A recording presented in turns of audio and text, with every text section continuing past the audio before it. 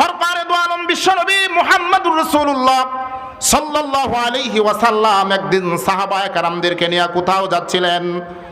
এমন সময় তিনি তাকায় দেখেন একজন মহিলা ফাহালের মধ্যে, চুলার মধ্যে আগুন ধরাইছে।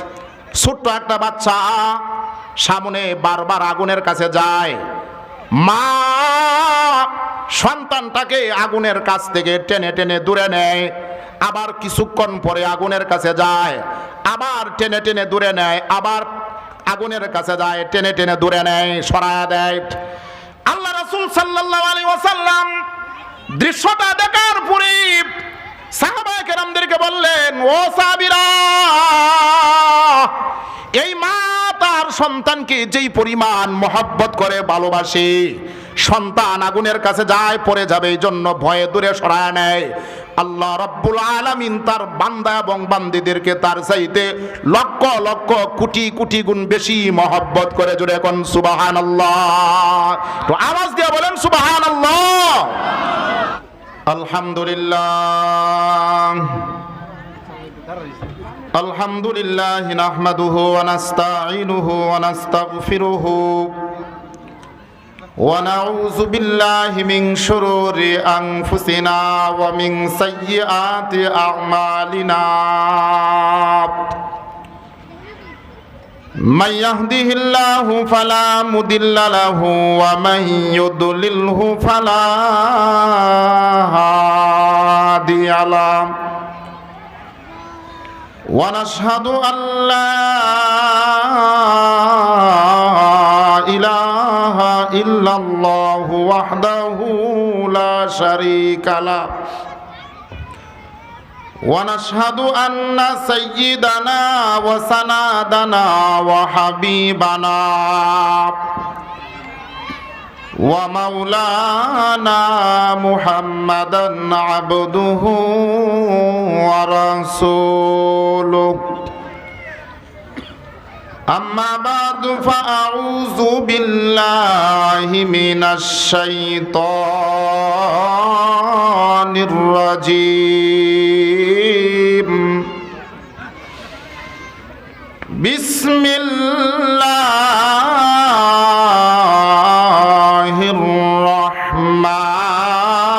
الرحمن الرحيم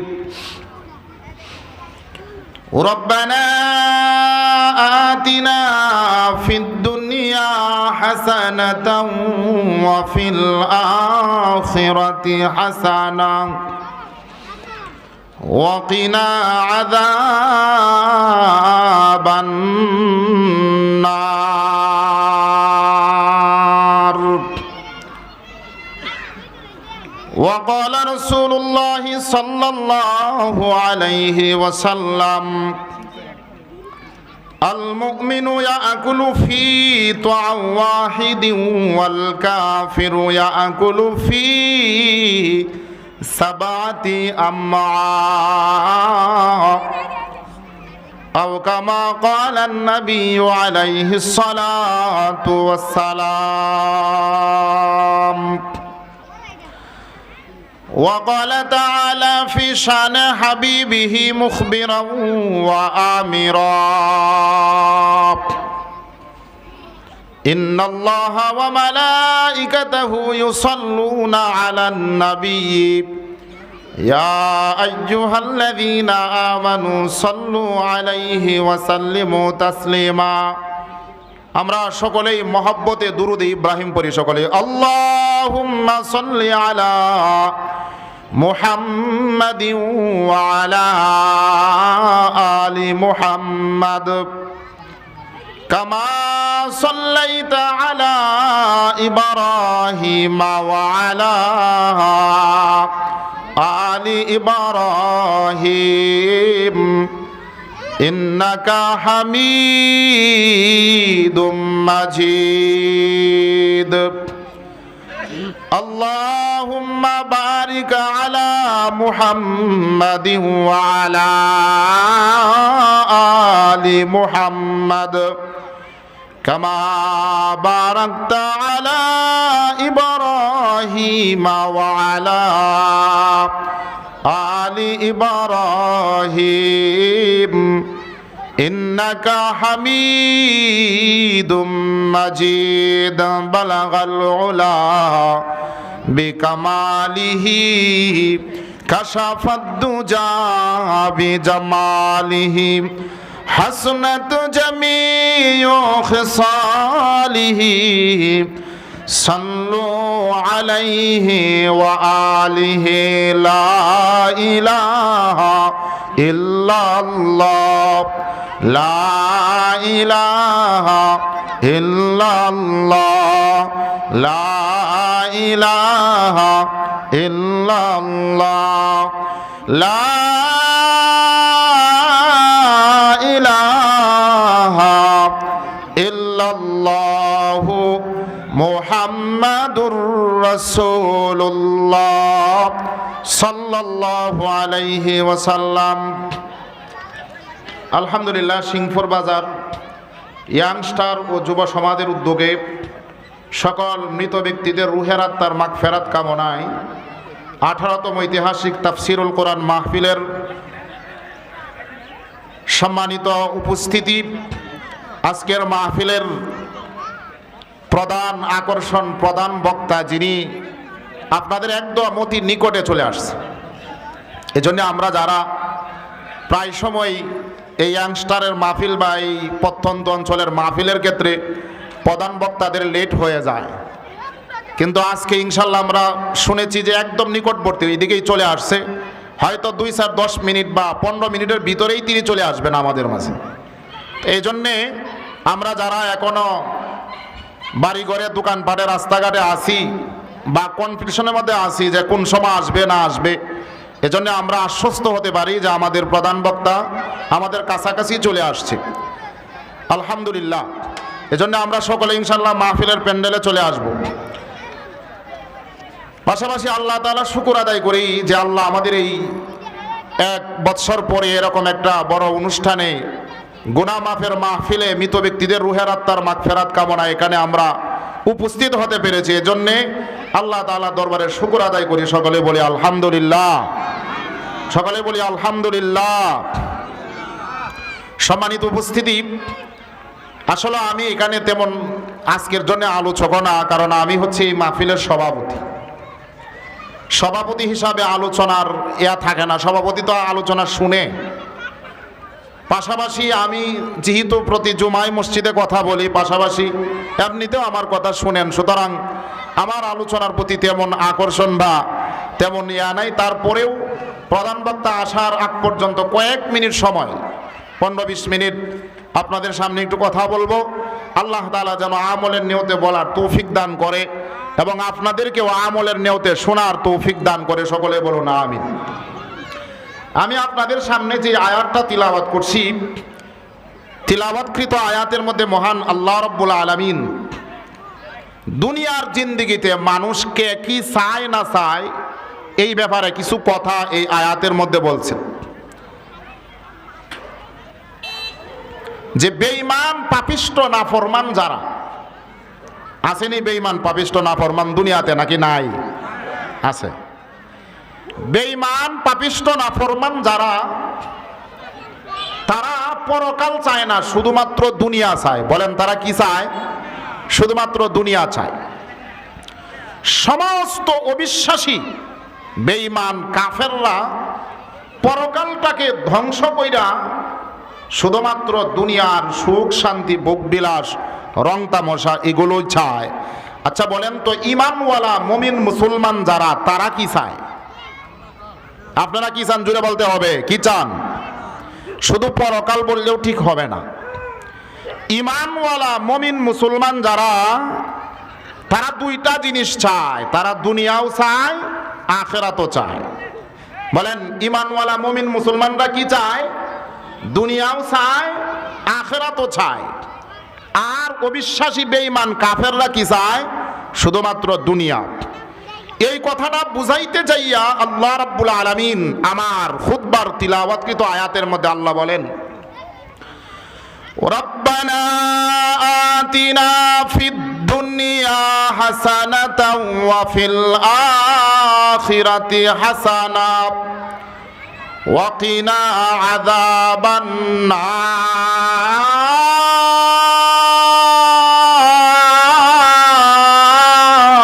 আল্লাহু আকবার। আল্লাহ রাব্বুল আলামিন বলেন যে হে আমার বান্দা বান্দিরা, হে ঈমানওয়ালা মুমিন মুসলমানরা, রব্বানা আতিনা ফিদ দুনিয়া, তোমরা যখন আমার কাছে দোয়া করো, আমার কাছে কোনো কিছু চাও, তখন তোমরা বলো আতিনা ফিদ দুনিয়া হাসানা, আল্লাহ আপনি আমাদেরকে দুনিয়ার জীবনেও মঙ্গল দান করুন, ওয়া ফিল আখিরাতি হাসানা, এবং পরকালের জীবনেও আমাদেরকে আপনি মঙ্গল দান কইরেন। জোরে কোন ঠিক কিনা? এবং ওয়াকিনা আযাবান নার, আর আমাদেরকে আপনি জাহান্নামের আগুন থেকে রক্ষা করেন। জোরে কোন ঠিক কিনা? এই হলো আয়াতের অর্থ। ভাইরা আমার, বন্ধুরা আমার, এই আয়াতের মধ্যে আল্লাহ রাব্বুল আলামিন বললেন, হে ঈমানওয়ালা মুমিন মুসলমানেরা, তোমরা আমার কাছে দুইটা জিনিস চাইবা, দুনিয়াও চাইবা, আখিরাতও চাইবা। কিন্তু একটা প্রশ্ন হয়ে যায় যে দুনিয়ার এমন অনেক সুখ শান্তি বুক বিলাস রং তামাশা আছে যেগুলি কোনো ঈমানওয়ালা মুমিন মুসলমান যদি দুনিয়ার জীবনে চায় তাহলে সে পরকাল পাবে না, জান্নাতে যেতে পারবে না। আর ঈমানওয়ালা মুমিন মুসলমান যদি পরকাল চায়, জান্নাতে যাইতে চায়, তাহলে দুনিয়ার এমন কিছু সুখ শান্তি বুক বিলাস আছে যেগুলো দুনিয়াতে কোনোদিন চাইতে পারে না। তাহলে ঈমানওয়ালা মুমিন মুসলমান যে দুনিয়াও চায়, আখিরাতও চায়, এই কথার ব্যাখ্যা কি? এই বাচ্চারা কথা বলবে নাই? এখানে একটা প্রশ্ন জাগে। আল্লাহ বলছেন, হে ঈমানওয়ালা মুমিন মুসলমান, তোমরা দুনিয়াও চাও, আখিরাতও চাও, কিন্তু দুনিয়ার এমন বহু সুখ শান্তি আছে, সুদ খাওয়ার মধ্যে, ঘুষ খাওয়ার মধ্যে, বাটপারি করার মধ্যে, সিটারি করার মধ্যে, দামদালি ফান্দালি করার মধ্যে মজা আছে না? মহিলারা বেপরদা চলার মধ্যে মজা আছে না? নাই, আছে। এগুলি যারা চাইবে তারা পরকাল পাবে না, জান্নাতে যেতে পারবে না। আর জান্নাতে যদি যাইতে চায় তাহলে দুনিয়াতে এই ধরনের সুখ শান্তি চাইতে পারবে না। ভাইরা আমার, বন্ধুরা আমার, আয়াতের ব্যাখ্যায় মুফাসসিরিনে কেরাম তাফসীরের কিতাবের মধ্যে লেখেন দুনিয়ার সুখ শান্তি বুক বিলাস দুই প্রকার। একটু আওয়াজ দিয়ে বলতে হবে আপনাদের, বলেন তো দুনিয়ার সুখ শান্তি বুক বিলাস কত প্রকার? আওয়াজ দিয়ে বলেন, আরো জোরে বলেন, কত প্রকার? দুই প্রকার। একটা হালাল আর একটা হারাম। একটা হালাল আর একটা হারাম। একটা এক্সাম্পল দিলেই বুঝতে আপনাদের সহজ হইব। নারী পুরুষের মিলনের আনন্দ, এটা দুনিয়ার আনন্দ, আখিরাতের আনন্দ। নারী পুরুষের যৌবনের আনন্দ, এটা শুধু দুনিয়ার আনন্দ না, জান্নাতেরও আনন্দ। জোরে কোন ঠিক কিনা? কিন্তু নারী পুরুষের যৌবনের আনন্দ এটা দুই প্রকার, একটা হালাল আর একটা হারাম। বলে বিবাহের মাধ্যমে, বিয়ে শাদীর মাধ্যমে নারী পুরুষের যৌবনের আনন্দ এটা হালাল এবং সওয়াবের কাজ। জোরে কোন ঠিক কিনা? কিন্তু বিয়ে ছাড়া, বিবাহ শাদী ছাড়া নারী পুরুষের যৌবনের আনন্দ এটা হারাম। এখন আপনি বলেন তো, আপনি যে দুনিয়াও চান, আখিরাতও চান, এর মানে আপনি দুনিয়ার হারাম চান নাকি দুনিয়ার হালাল চান? তো জোরে বলতে হবে, দুনিয়ার কোনটা চান? হালাল চান, তাই তো? দুনিয়ার হালাল চাই না? একটা কথা মুসলমান হিসাবে সারা জীবন ভর আপনার মনে রাখতে হবে, আমি মুসলমান, আমি ঈমানওয়ালা, আমি যে দুনিয়াও চাই, আখিরাতও চাই। আমি দুনিয়ার কোন অংশটা চাই? দুনিয়ার যেই অংশটা চাইলে আমার পরকাল ধ্বংস হয়ে যায়, আমি এমন দুনিয়া চাই না। না না, ঈমানওয়ালা এমন দুনিয়া চায় না। ঈমানওয়ালা দুনিয়াও চায়, আখিরাতও চায়। এর মানে হলো দুনিয়ার এমন অংশ চাই যেই অংশটা সে দুনিয়াতে পাইলে আখিরাত ঠিক থাকে। জোরে কোন ঠিক কিনা?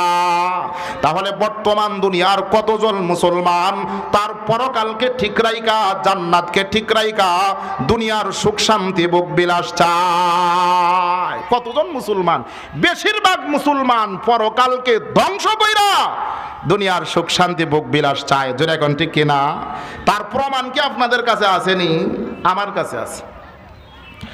যেই মানুষগুলা পরকাল ধ্বংস কইরা দুনিয়ার সুখ শান্তি ভোগ বিলাস চায়, তার প্রমাণ হলো, তা না হলে কোনো মুসলমান সুদখোর হতে পারে না, কোনো মুসলমান ঘুষখোর হতে পারে না, কোনো মুসলমান মদখোর হতে পারে না, গাঞ্জাখোর হতে পারে না, কোনো মুসলমান চোর হতে পারে না, মুসলমান ডাকাত হতে পারে না, দুর্নীতিবাজ হতে পারে না, জালিয়াতি হতে পারে না, বাটপার সিতার হতে পারে না, কোনো মুসলমান মা বোন বেপরদা চলতে পারে না, স্বামীর সাথে অসৎ আচরণ করতে পারে না, বেঈমান কাফের নারীদের মতো চলতে পারে না। জোরে কোন ঠিক কিনা? এই কাজগুলি কোন কোন মুসলমানে করে? কোন মুসলমান সুদ খায়, কোন মুসলমান ঘুষ খায়, কোন মুসলমান মদ খায়, কোন মুসলমান গাঞ্জা খায়, কোন মুসলমান বাটপারি করে, কোন মুসলমান সিটারি করে? বলে যারা বেঈমান কাফেরদের মতো পরকাল ধ্বংস কইরা শুধুমাত্র দুনিয়ার সুখ শান্তি ভোগ বিলাস চায়, ওই সমস্ত নামদারি মুসলমানরা দুনিয়ার জীবনে এই নিকৃষ্ট কাজগুলি করে। চিল্লায় বলেন ঠিক কিনা? নাকি আমি ভুল কইতাছি? নাকি না ভুল বলতেছি না, এটাই সঠিক। ভাইরা আমার, বন্ধুরা আমার, একটা হাদিস আমি আপনাদের সামনে তিলাওয়াত করেছি। হাদিস শরীফের মধ্যে নবীজি সাল্লাল্লাহু আলাইহি ওয়াসাল্লাম বলেন, এই দুনিয়ার জিন্দেগিতে ঈমানওয়ালা মুমিন মুসলমানরাও খায়, আবার বেঈমান কাফেররাও খায়। নাকি খায় না? একটু হান আপনারা বলেন, খায় কি না? ঈমানওয়ালা মুমিন মুসলমানরাও খাওয়া দাওয়া করে, আবার বেঈমান কাফের যারা তারাও কিন্তু দুনিয়াতে খানাপিনা করে। বরং ঈমানওয়ালা মুমিন মুসলমানদের চাইতে বেঈমান কাফেররা আরো ভালো উচ্চ লেভেলে খানাপিনা করে। জোরে কোন ঠিক কিনা? কিন্তু ঈমানওয়ালা মুমিন মুসলমানদের খানায় আর অবিশ্বাসী বেঈমান কাফেরদের খানায় কিন্তু একটা ব্যবধান আছে। আপনি যে ঈমানওয়ালা, আপনি যে মুমিন, আপনি যে মুসলমান, আপনার খানায় আপনার উপার্জনে আর বেঈমান কাফেরদের খাওয়া দাওয়ায় উপার্জনে একটা ব্যবধান আছে। জোরে কোন ঠিক কিনা? ব্যবধানটা কি? আল্লাহ রাসূল হাদিসের মধ্যে বলেন, আল মুমিনু ইয়াকুলু ফি মিআও ওয়াহিদিন ওয়াল কাফিরু ইয়াকুলু ফি সাবাতি আম্মা। আল্লাহ রাসূল বলেন, ঈমানওয়ালা মুমিন মুসলমান যারা, তারা খাইবে এক পেট। কথাটা ভালো করে বুঝেন। ঈমানওয়ালা মুমিন মুসলমান যারা, তারা খায় এক পেট, আর বেঈমান কাফের যারা, তারা খায় 7 পেট। বলেন তো, ঈমানওয়ালারা খায় কয় পেট? এক পেট। আর বেঈমান কাফেররা খায় কয় পেট? 7 পেট। কথা বলেন না কেন? কয় পেট খায়? 7 পেট। প্রশ্ন হলো, একটা মানুষের পেট কয়টা? একটু জোরে বলতে হবে আপনাদের, খারাপ লাগতেছে কথা। একটা মানুষের পেট কয়টা? বেঈমান যে হের পেট কয়টা? একটা। তাহলে 7 পেট কেমনে খায়? রাসূল তো হাদিসের মধ্যেই বলছেন, বেঈমানরা খায় 7 পেট আর মুসলমানরা খায় 1 পেট। তাহলে একটা বেঈমানের পেট তো একটাই, তাহলে 7 পেট কেমনে খায়? ভাইরা আমার, বন্ধুরা আমার, এই হাদিসটার কয়েকটা ব্যাখ্যা হয়। তার মধ্যে একটা ব্যাখ্যা হলো, ঈমানওয়ালা মুমিন মুসলমান খায় মাত্র দুনিয়াতে কিছুদিন বাঁচার জন্য। কথাটা সূক্ষ্ম ভালো করে বুঝবেন। ঈমানওয়ালা মুমিন মুসলমানরা খায় মাত্র দুনিয়াতে কিছুদিন বাঁচার জন্য, আর ঈমানওয়ালা মুমিন মুসলমান দুনিয়াতে বাঁচে তার পরকাল জান্নাতটা হাসিল করার জন্য। জোরে কোন ঠিক কিনা? কিন্তু বেঈমান কাফের যারা, তারা পরকাল চায় না, তারা শুধুমাত্র দুনিয়াতে বাঁচতে চায়, যা পারে খাওয়ার জন্য। কথাটা আবারও বলি, অবিশ্বাসী বেঈমান কাফের যারা, তারা পরকাল চায় না, জান্নাত চায় না, তারা শুধুমাত্র দুনিয়া চায়। এই কারণে বেঈমান কাফেররা দুনিয়াতে বাঁচতে চায়, যা পারে খাওয়ার জন্য। মুমিন হালাল খায় কেন? মুমিন খাওয়ার জন্য বাঁচে না, বাঁচার জন্য খায়। আর অবিশ্বাসী বেঈমান কাফেররা সাত পেট খায় কথার ব্যাখ্যা হলো সে বাঁচার জন্য খায় না, বরং খাওয়ার জন্য বাঁচে। এই কারণে বেঈমান কাফের কয় বাঁচার দরকার কি, যতদিন বাঁচা যাবে ততদিন খাওয়া যাবে, না বাঁচলে খাইতে পারবো না। সুতরাং হালাল হারাম বাছাই করার দরকার নাই, মরার পরে আমাদের কপালে খানা নাই, এই কারণে দুনিয়াতে হালাল হারাম বাঁচে না। এই হলো বেঈমান কাফের সাত পেট খায় কথার ব্যাখ্যা। নবীজির হাদিসের ব্যাখ্যাটা বুঝে থাকলে বলুন তো, বর্তমান সমাজের কতজন মুসলমানে এক পেট খায় আর কতজন মুসলমানে সাত পেট খায়? কতজন মুসলমানে এক পেট খায় আর কতজন মুসলমান সাত পেট খায়? যেই মুসলমান সুর সে এক পেট খায় না সাত পেট খায়? যেই মুসলমান ডাকাত এক পেট খায় না সাত পেট খায়?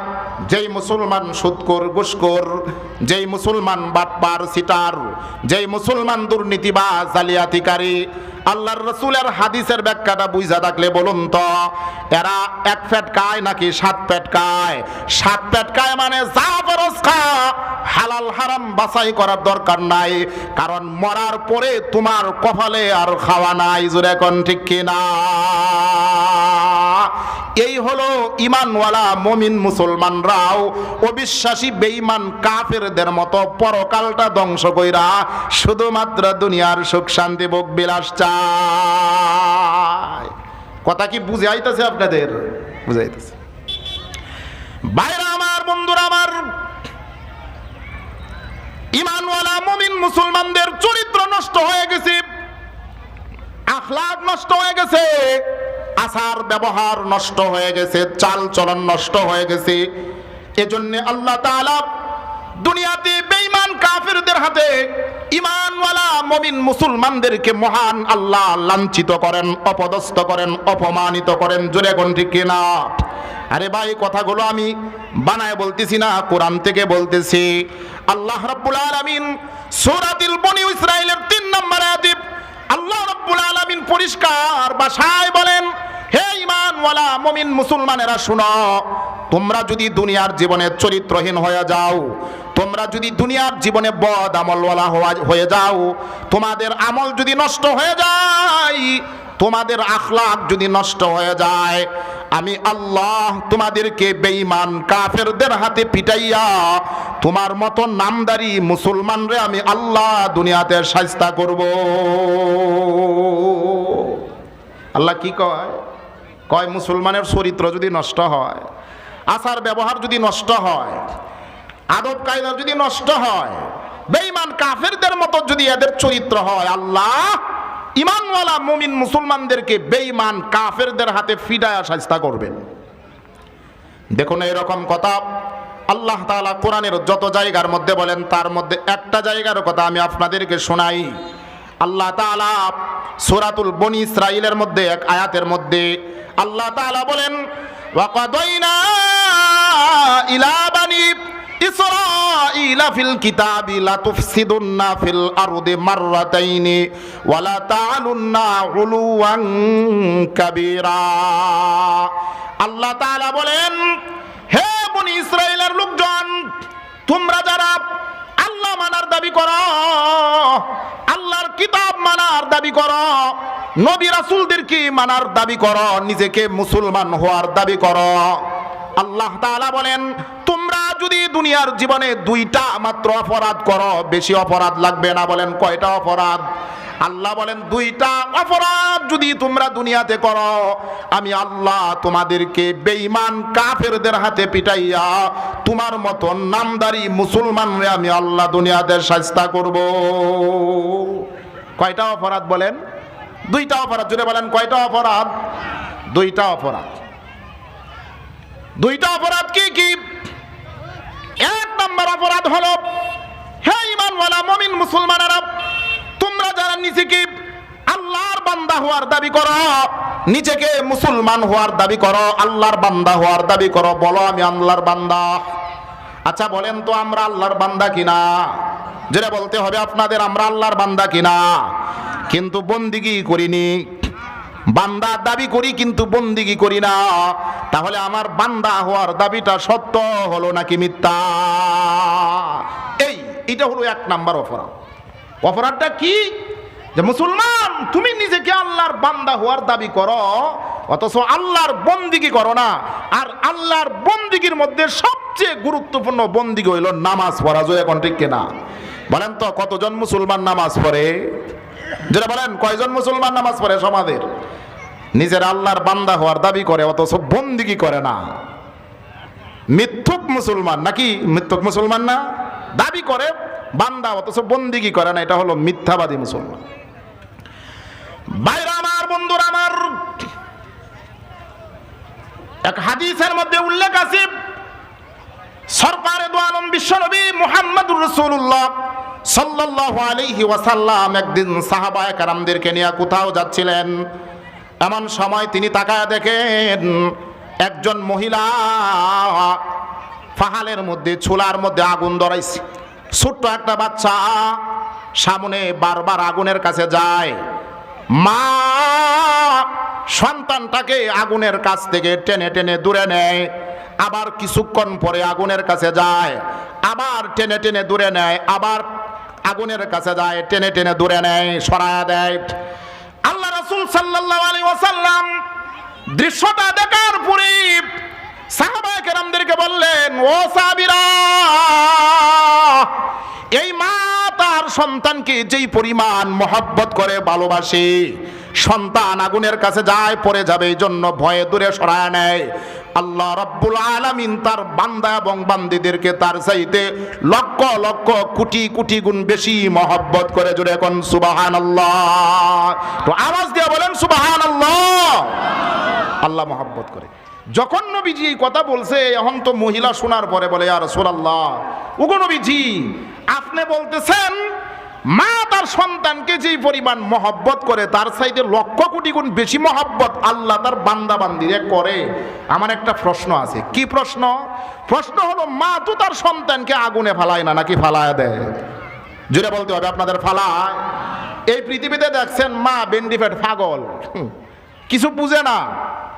রাস্তার মধ্যে বাচ্চা হয়েছে, এই বাচ্চার বাপকে এটাও জানে না, পাগল মহিলা, তারপরেও তার বাচ্চাকে বুকের সাথে জড়ায়া ধরে, ছাড়তে চায় না। আছে না এরকম? ফালায় না। মহিলা ডাকতে বলে, ইয়া রাসূলুল্লাহ, ওগো নবীজি, কোন মা তার সন্তানকে আগুনে ফালায় না, এমন কোন রেকর্ড নাই। কিন্তু আল্লাহ তার বান্দারে মহব্বত করে, ভালোবাসে। কিন্তু তারপরেও আল্লাহ অসংখ্য অগণিত তার বান্দা বান্দিকে জাহান্নামের আগুনে দিবে। জোরে এখন ঠিক কিনা? মহিলা ডাক দেয় বলে, ইয়া রাসূলুল্লাহ, কেমন করে বুঝবো আল্লাহ মায়ের চাইতে লক্ষ কোটি গুণ বেশি তার বান্দা বান্দিকে মহব্বত করে? এটা কেমন করে বুঝবো? কারণ আল্লাহ নিজেই তো তার বান্দা বান্দিকে জাহান্নামে ফেলবে। জোরে এখন ঠিক কিনা? এই প্রশ্ন যখন করছে, প্রশ্নটা অনেক কঠিন হয়ে গেছে গা, এবং যুক্তিসঙ্গত প্রশ্ন। এখন নবীজির কাছে এটার উত্তর ছিল না। নবী আলাইহিস সালাতু ওয়াস সালাম চিন্তায় পড়ে গেলেন, হ্যাঁ, মহিলার কথা ঠিক, মা তার সন্তানকে আগুনে দেয় না, আগুনের মধ্যে ফালায় না, আল্লাহ তার বান্দা বান্দিকে আগুনে ফালাবে। এই প্রশ্ন যখন করছে, এবার আল্লাহ রাসূল সাল্লাল্লাহু আলাইহি ওয়াসাল্লাম নবীজি সাজদায় পড়ে গেলেন জবাবটা দেওয়ার জন্য, উত্তরটা পাওয়ার জন্য। আল্লাহর নবী, বিশ্ব নবী লম্বা সময় সাজদার মধ্যে পড়ে রইলেন। আল্লাহ রাব্বুল আলামিন ডাক দিয়ে বলে, হে জিবরাইল, তাড়াতাড়ি আমার নবীর কাছে যাও, আমার নবীর কাছে আমার এই প্রশ্নের উত্তর নিয়ে যাও। আমার নবীকে যাইয়া বলো, আমার নবী যেন সাজদা থেকে মাথা উঠায়। আমার নবীর কথাও ঠিক, আমি আল্লাহ আমার বান্দা বান্দীদেরকে মায়ের চাইতে লক্ষ লক্ষ কোটি কোটি গুণ বেশি মহব্বত করি। আমার নবীর কথা ঠিক আছে, আবার মহিলার কথাও ঠিক আছে, তবে মাঝখানে একটা কিন্তু আছে, বুঝার মতো ব্যাপার আছে। এই বিষয়টা আমার নবীকে তুমি বুঝায়া দাও। জোরে বলেন সুবহানাল্লাহ। বুঝার মতন বিষয়টা কি? জিবরাইল ফেরেশতা এসে বলে, নবীজি মাথা উঠান, প্রশ্নের উত্তর নিয়ে আসছি। আপনার কথাও ঠিক, মহিলার কথাও ঠিক, মাঝখানে একটা বিষয় কিন্তু আছে, সেটা হলো যারা আল্লাহর ইবাদত বন্দিগি করে, নামাজ পড়ে, রোজা রাখে, হজ করে, যাকাত দেয়, ইমান আমলের উপর মরণ পর্যন্ত অটল অবিচল থাকে, এরা হইছে আল্লাহর বান্দা। এরা কি? আল্লাহর বান্দা। আর যারা নামাজ পড়ে না, রোজা রাখে না, হজ করে না, যাকাত দেয় না, হালাল পথে চলে না, জিন্দেগিতেও শুক্রবারেও জুমার নামাজও আসতে চায় না, ঈদের নামাজের মধ্যেও পাওয়া যায় না, এরা মূলত আল্লাহ তাআলার বান্দাই না। এরা মূলত আল্লাহ তাআলার কি না? বান্দাই না। যদি বান্দা হইতো তাহলে অবশ্যই বন্দিগি করতো, আর বন্দিগি করলে আল্লাহ তারা জাহান্নামে দিতেন না, জান্নাতে দিতেন। জোরে কোন ঠিক কিনা? তো আওয়াজ দিয়ে বলতে হবে, জোরে বলেন ঠিক কিনা? ভাইরা আমার, বন্ধুরা আমার, যেই কথার মধ্যে ছিলাম, ঈমানওয়ালা মুমিন মুসলমানদের চরিত্র নষ্ট হয়ে গেছে, বেঈমান কাফিরদের চরিত্রের মতো হয়ে গেছে। এজন্য আল্লাহ তাআলা বনি ইসরাইলের লোকদেরকে লক্ষ্য করে বলেন, ওয়াকাদাইনা ইলা বানি ইসরাঈলা ফিল কিতাব লা তুফসিদুন্না ফিল আরদি মাররাতাইন। হে বনি ইসরাইলের ঈমানওয়ালা মুমিন মুসলমানেরা, তোমরা যারা আল্লাহকে মানার দাবি করো, আল্লাহর কিতাব মানার দাবি করো, নবী রাসূলদেরকে মানার দাবি করো, নিজেকে একজন মুসলমান হওয়ার দাবি করো, তুমি যদি দুনিয়ার জীবনে দুইটা অপরাধ করো, দুইটা অপরাধের এক নাম্বার অপরাধ হলো তুমি নিজেকে আল্লাহর বান্দা হওয়ার দাবি করো, অথচ আল্লাহর বন্দিগি করো না, নামাজ পড়ো না, এটাই হলো তোমার এক নাম্বার অপরাধ। বান্দা দাবি করো, বন্দিগি করো না, এটা হলো এক নাম্বার অপরাধ। এবার বুঝে থাকলে বলুন তো, এই অপরাধী বর্তমান সমাজের মুসলমানের মধ্যে আছে না নাই? কম না বেশি? 95%, 95% মুসলমান আল্লাহকে আল্লাহ বলে স্বীকার করে, রব বলে স্বীকার করে, আল্লাহর বান্দা হিসাবে নিজেকে দাবি করে, কিন্তু বন্দিগি করে না, নামাজ পড়ে না। এটাই হলো মুসলমানের এক নাম্বার অপরাধ। কথাটা বুঝে আইছে আপনাদের? না বুঝে আয় নাই? এক নাম্বার। দুই নাম্বার অপরাধ, মুসলমান সমাজের মধ্যে যারা একটু প্রভাবশালী হইলেই, ক্ষমতা পাইলেই, মুসলমান সমাজের মধ্যে একটু নেতৃস্থানীয় কেউ হলেই দুর্বলদের সাথে দুর্ব্যবহার করে, দুর্বলদের উপর জুলুম করে, অত্যাচার করে, নির্যাতন করে, নিপীড়ন করে। আল্লাহ তাআলা বলেন, এই দুইটা অপরাধ যে কোনো যুগের মুসলমানের মধ্যে থাকবে। আল্লাহ বলেন, বাসনা আলাইকুম ইবাদাল্লাহ উলি বাসিং শাদীদ। আল্লাহ বলেন, আমার অবিশ্বাসী বেঈমান কাফের যারা আমাকে স্বীকার করে না, যারা আমার বান্দা বলে স্বীকারই করে না, অবিশ্বাসী বেঈমান কাফেরদেরকে, হ্যাঁ মুসলমান, তোমাদের উপর শক্তিশালী করে দিব, প্রবল করে দিব। তাদের শক্তিশালী সেনাবাহিনী তোমাদের বাসস্থানে প্রবেশ করবে, তাদের শক্তিশালী সেনাবাহিনী মুসলিম জনপদের মধ্যে প্রবেশ করবে, তোমাদের শিশুদেরকে বেঈমান কাফেররা হত্যা করবে, তোমাদের বৃদ্ধদেরকেও হত্যা করবে, তোমাদের ধর্মীয় শিক্ষা প্রতিষ্ঠানগুলো ধ্বংস করে দিবে, এমনকি তোমার মা বোনদেরকে বেঈমান কাফেররা দাস দাসী বান্দিতে পরিণত করবে। এই সুযোগ আমি আল্লাহ বেঈমান কাফেরদেরকে কেন দিব? তার এক নাম্বার কারণ হলো, মুসলমান তোমরা আমি আল্লাহর সাথে বাটপারি করছো দুইটা।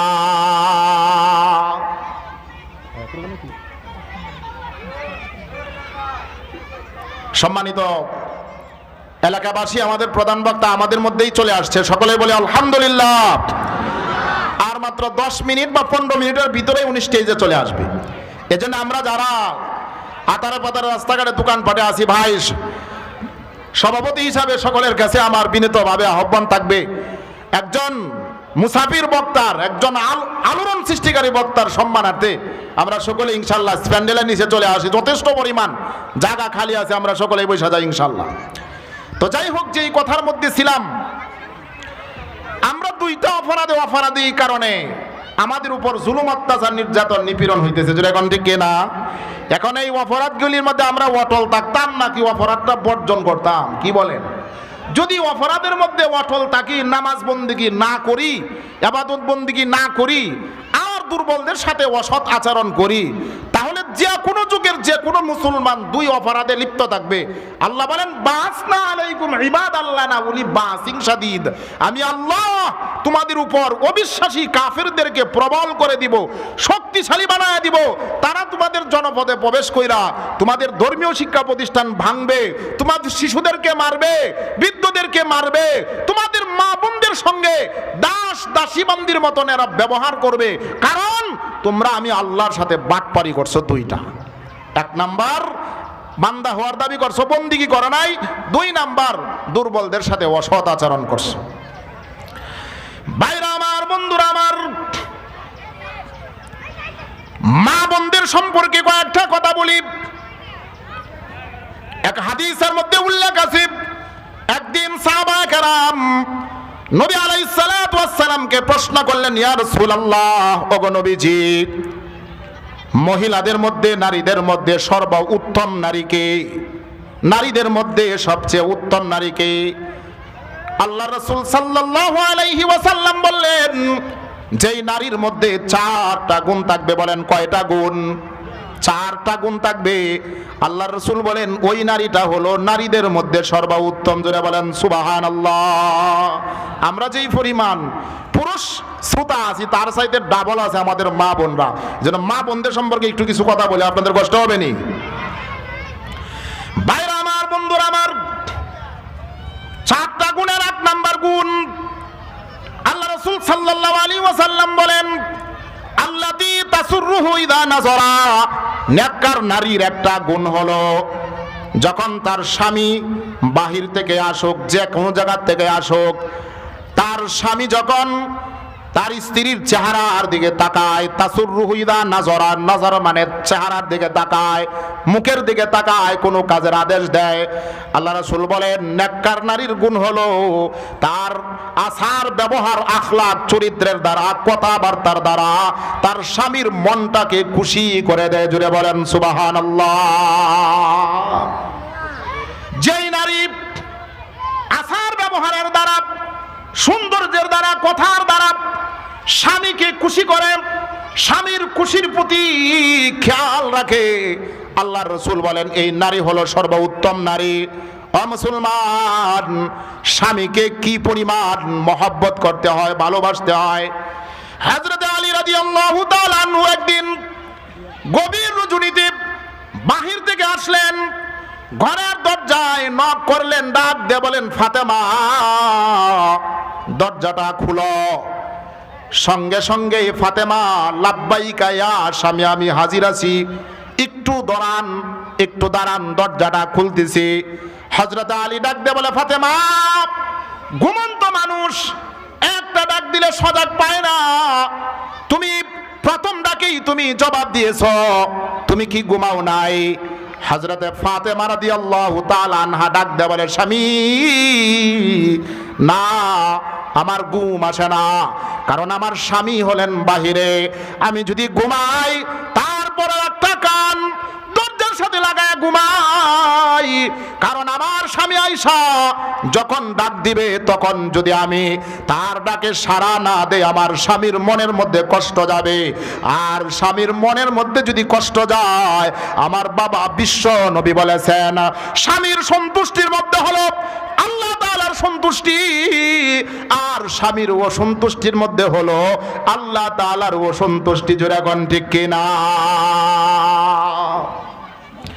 এজন্যে আল্লাহ নবী বিশ্ব নবী বলেন আল্লাতী তাসুররুহু ইযা নাযারা, যেই নারীর চেহারার দিকে স্বামী তাকাইলে স্বামীর মনটা আনন্দে খুশিতে ভরে যায়, আল্লাহ নবী বলেন এই নারীটা হলো নেককার নারী। দুই নাম্বার ওয়া তুতিউহু ইযা আমারা, দুই নাম্বার গুণটা হলো স্বামী যখন তার স্ত্রীকে কোনো কাজের আদেশ দেয়, তখন স্বামীর আদেশটা যদি আল্লাহ এবং রাসূলের বিরুদ্ধে না যায়, তখন স্ত্রী স্বামীর আদেশটা মানা তার জন্য ওয়াজিব হয়ে যায়। অবশ্যই মানতে হবে স্বামীর আদেশ। ভাইরা আমার, বন্ধুরা আমার, আমাদের সমাজের মা বোনরা স্বামীর আদেশ মানতে রাজি না। স্বামী যদি বলে স্ত্রী, বিবিরে, স্বামীর বেতন কথার কথা ধরেন, তিনি একজন কৃষক, শ্রমিক কাজ করে 500 টাকা বেতনে, 10,000 15,000 টাকা বেতনে কাজ করে। এখন ঈদ আসলে স্ত্রী দাবি করে বসে আমারে 5,000 টাকা দামের শাড়ি দেওয়া লাগবে। এখন স্বামী বলে বিবিরে আমার তো সামর্থ্য নাই, এত টাকার শাড়ি দিতে পারবো না, একটু কম দামের শাড়ি কিনো। মহিলা তখন ডাক দেয়া কয় দিতে পারবা না তো বিয়া করছিলা কেন? সামর্থ্য নাই বিয়া করছিলা কেন? রোজা থাকলেই হয়তো। এই নারী নেককার নারী হতে পারে না, এটা অসৎ নারী। যেই নারী স্বামীর মনে কষ্ট দেয়, স্বামীর আনুগত্য করে না, স্বামীর কথা শুনতে চায় না, স্বামীকে তুচ্ছ তাচ্ছিল্য করে, হেয় প্রতিপন্ন করে, আল্লাহ রাসূল বলেন এমন নারী 4 নামাজ দিয়া, রোজা দিয়া, হজ দিয়া, যাকাত দিয়া সে জাহান্নাম থেকে বাঁচতে পারবে না। কারণ স্বামীর মনে কষ্ট দেওয়ার কারণে জাহান্নামের আগুনে জ্বলা ছাড়া তার রক্ষা নাই। ভাইরা আমার, বন্ধুরা আমার, হযরত ফাতেমা রাদিয়াল্লাহু তাআলা আনহার জিন্দেগীর দিকে তাকান। হযরত আলী রাদিয়াল্লাহু তাআলা আনহু একদিন ফাতেমা রাদিয়াল্লাহু তাআলা আনহাকে ডেকে বলেন, ফাতেমা, আমি গরিব মানুষ, তুমি যে কাজ করো, মস্কের থেকে তুমি যে ছাকা ঘোরাও, রুটি গম ফেসে আটা বের করো, তোমার হাতের মধ্যে দাগ পড়ে গেছে। কুয়ার থেকে পানি উঠাও, কলসি দিয়া রশি দিয়া পানি উঠানোর কারণে বুকের মধ্যে রশির দাগ পড়ে গেছে। ঘর দর ঝাড়ু দেওয়ার কারণে সদা সর্বদাই কাপড় চোপড় গুলো ময়লা হয়ে থাকে। হযরত আলী ডাক দিয়ে বলে, ফাতেমা, আমি এমন একজন স্বামী, আমি তোমার একটা খাদেম দিতে পারি নাই, কাজের লোক দিতে পারে নাই, অথচ তোমার বাবা আমার শ্বশুর মুহাম্মদুর রাসূলুল্লাহ সাল্লাল্লাহু আলাইহি ওয়াসাল্লাম কত গোলাম, কত বাদী মদিনার মানুষদেরকে দান করে। ফাতেমা, যাও না, নবীর কাছে যাইয়া বলো তোমাকে একটা খাদেম দেওয়ার জন্য, তোমার কাজের সহযোগিতার জন্য একটা দাসী বান্দি চেয়ে নিয়ে আসো। হযরত ফাতেমা ডাকতে বলে, ওগো আমার স্বামী, আমার বড় লজ্জা লাগে, আমি আমার বাবার কাছে বলতে পারবো না, কিন্তু তারপরেও আলী রাদিয়াল্লাহু তাআলা আনহু বারবার রিকোয়েস্ট করলেন। শেষ পর্যন্ত একদিন হযরত ফাতেমা বাধ্য হইয়াই নবীর দরবারে গেলেন, নবীর বাড়িতে গেলেন, যাইয়া নবীকে ঘরের মধ্যে পাইলেন না। হযরত আয়েশা রাদিয়াল্লাহু তাআলা আনহার কাছে বলেন, আম্মা জান, আমার বড় কষ্ট হয়, আমার বড় কষ্ট হয় কাজ কাম করতে। আমার আব্বাকে বলবেন আমাকে একটা দাসী বান্দি দেওয়ার জন্য। হযরতে ফাতেমা রাদিয়াল্লাহু তাআলা আনহা এই কথা বলে তিনি চলে আসলেন। নবী আলাইহিস সালাতু ওয়াস সালাম বাহির থেকে বাড়িতে আসার পরে আম্মাজান হযরত আয়েশা বলেন, ইয়া রাসূলুল্লাহ, গো নবীজি, আপনার কলিজা টুকরা ফাতেমা এসেছিলেন, তিনি একটা দাসী বান্দির কথা বললেন। এবার হযরত মুহাম্মদুর রাসূলুল্লাহ সাল্লাল্লাহু আলাইহি ওয়াসাল্লাম পরের দিন হযরত আলী রাদিয়াল্লাহু তাআলা আনহুর বাড়িতে গেলেন। যাইয়া ঘরের ভিতরে ঢুকলেন, ঢুইকা দেখেন রাতের বেলায় গেলেন হযরত আলী এবং ফাতেমা বিছানার মধ্যে শোয়া। আল্লাহর নবী ডাক দিয়ে বলে, মাগো, ও মা, তোমাদের উঠতে হবে না, তোমরা শুয়া থাকো। এবার আলী রাদিয়াল্লাহু তাআলা আনহু, ফাতেমা রাদিয়াল্লাহু তাআলা আনহু তারা শোয়ার মধ্যে নবীজি দুই জানের মাঝখানে বসলেন। বসার পরে বলেন, মা, ও মা ফাতেমা, তুমি যে আমার কাছে একজন দাসী বান্দি চাইছিলা তোমার কাজের উপকারের জন্য, মা শুনো, আমি শুধু তোমার বাবা না, আমি শুধু তোমার বাবা না, আমি মদিনার রাষ্ট্রপ্রধান, আমি তোমাকে দাসী বান্দি দিতে পারবো না যতদিন পর্যন্ত মদিনার প্রত্যেকটা গরিব মুসলমানকে একটা করে দাসী বান্দি দিতে না পারবো, ততদিন পর্যন্ত আমি বাবা হইয়া তোমাকে একটা দাসী বান্দি দিতে পারবো না, দেওয়ার সুযোগ নাই। আর বর্তমান সমাজের মেম্বার আর চেয়ারম্যান যদি হয়, তাহলে গম অর্ধেক চুরি করে নাকি 3 ভাগের 2 ভাগে চুরি করে লাই, এখন ঠিক না? ভাইরা আমার, বন্ধুরা আমার, আল্লাহ নবী বিশ্ব নবী ডাক দিয়ে বলে, মা, দিতে পারবো না, খাদেম দিতে পারবো না, তবে মা, আমি আমি তোমাকে একটা আমলের কথা বলি রে মা, ওই আমলটা যদি তুমি করো তাহলে শত দাসী বান্দি কাজ করলে যেই পরিমাণ সব তুমি পাইতা, তার চাইতে লক্ষ কোটি গুণ সব মহান আল্লাহ তোমার আমল নামায় দান করবে। জোরে এখন সুবহানাল্লাহ। আমলটা কি বলবো না আপনাদেরকে? ভাইরা আমার, বন্ধুরা আমার, আল্লাহ নবী বিশ্ব নবী মুহাম্মদুর রাসূলুল্লাহ সাল্লাল্লাহু আলাইহি ওয়াসাল্লাম বলেন, মা যদিও আমি তোমাকে দাসী বান্দি দিতে পারি নাই, তবে মা তুমি যখন প্রতিদিন সারাদিন কাজ কাম করার পরে রাতের বেলায় যখন ঘুমাইতে যাও, বিছানায় যখন তুমি ঘুমাইতে যাও, ঘুমানোর পূর্বে তুমি 33 বার সুবহানাল্লাহ, 33 বার আলহামদুলিল্লাহ, 33 বার আল্লাহু আকবার, 34 বার বা 33 বার আল্লাহু আকবার, তিনটা তাসবিহ তুমি 100 বার পড়বা। পড়ার পরে তুমি যদি ঘুমাইতে যাও, আল্লাহর রাসূল বলেন, মাগো ও মা, দাসী বান্দিরা কাজ করলে তোমার যেই পরিমাণ উপকার সব পাইতা, তার চাইতে লক্ষ কোটি গুণ নেকি মহান আল্লাহ তোমার আমল নামায় দান করবে। জোরে কোন সুবহানাল্লাহ। এটা হলো 1 নাম্বার ফায়দা। 2 নাম্বার আরেকটা ফায়দা হলো